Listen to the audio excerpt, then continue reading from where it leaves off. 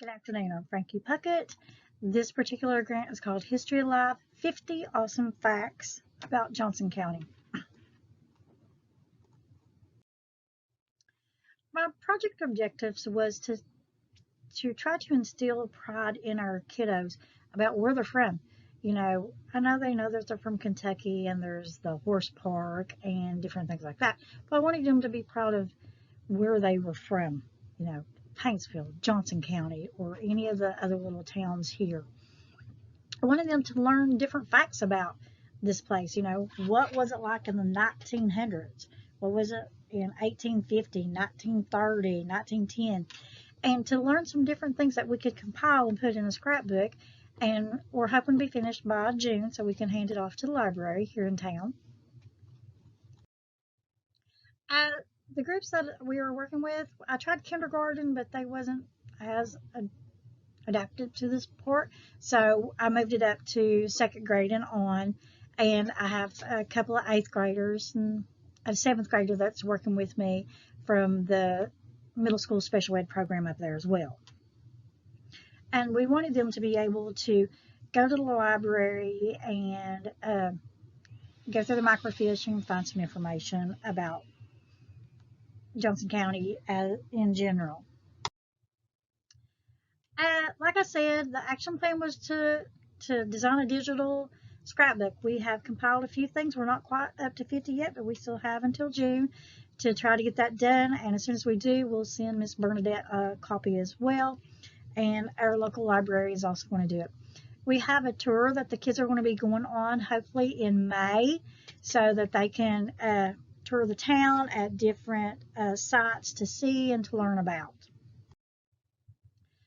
We already know about Loretta Lynn's home place. We know about the Kentucky Apple Festival and things like that, but we wanted to dive in a little bit more using some newspaper clippings, for primary and secondary resources. We also are gearing up for some interviews with some of the people at the nursing home, and veterans are going to start coming in hopefully the first week of May, and so we can interview them as well. Here are some of the pictures that I've taken. You see we have some doing research. We have some watching it's a program about Kentucky in general. We tried to base it on Johnson County, but we're trying to just hone it in a little bit. And the two there, one in the rocking chair and one in the chair, we are doing interviews. So they were talking back and forth, and it's recorded about what they think about Johnson County, about living in Paintsville. One lives in the country, one lives in the city, so they were talking about the differences there. And again, we used the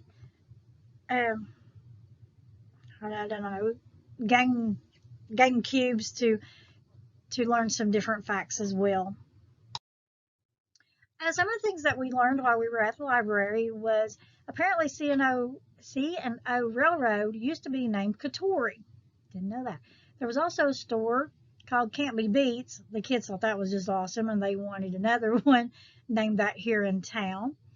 And apparently we've had several theaters here. I think we figured out there's like 4 or 5. We did find information on the SIP and the Staffords and the Royal one, so we're hoping to find more on that. We also found that in 1946 that Anna Louise Preston became the first woman member of the local American Legion. One of the other things that we learned is that in 1880, June, Paintsville only had a population of 319, and we know that's a lot more now. There are several thousand people here. And so we also know that we had the COVID break out a few years ago, but apparently in 1903 they had smallpox epidemic. They had 103 cases. So it seems like we just keep going back and forth with history and things. Like I said, we found some old newspapers and we found a few pictures that people had sent in. If you look up in the corner, the side, that was the very first house built in Johnson County. We also have the information that goes with that. Not quite sure where it's at because it's really hard to read, There's a lady at the library that's helping me find the original version, so we'll be able to find more information about it.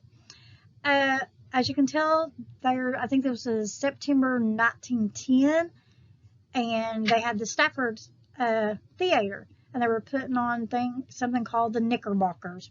I think of pictures when I do that, but apparently it was a whole theatrical performance.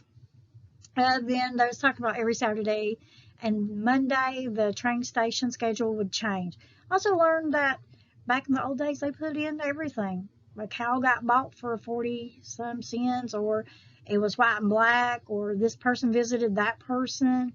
So we've gotten away from that, and maybe we should go back to that a little bit, back to the old days. Like I said, the goal was to bring our kids closer to the community and learn more things about where they live, Johnson County. And we have learned several things, and we're hoping before the end of May, that we have our 50 facts, and we'll go ahead and compile that. And we plan to put it here in our library, the local library, and then we'll send it on to Miss Bernadette as well. We do appreciate the chance to do this and to have the ability to record audio and video clips of the kids doing the interviews, and we can now, with the Facebook portal, which wasn't part of this grant but part of another one that I did, so we're going to use it to also interview people. That way they can see us and we can interact with them as well. Prior to this, when I did 5th grade on this one, it's probably not appropriate, but I did anyway. We did primary and secondary assessment, and at the beginning they got 40%, which is in that lower range, and they went up to 70. Still passing, though I was aiming for 80 or higher, but I'll take the 70% because it shows that they were learning, and they were learning the difference between secondary and primary, and which ones were based on fact, which ones were based on fiction. So I was very proud of them. They did really well. If you have any questions, just please let me know. I don't care a bit to answer them. Thank you.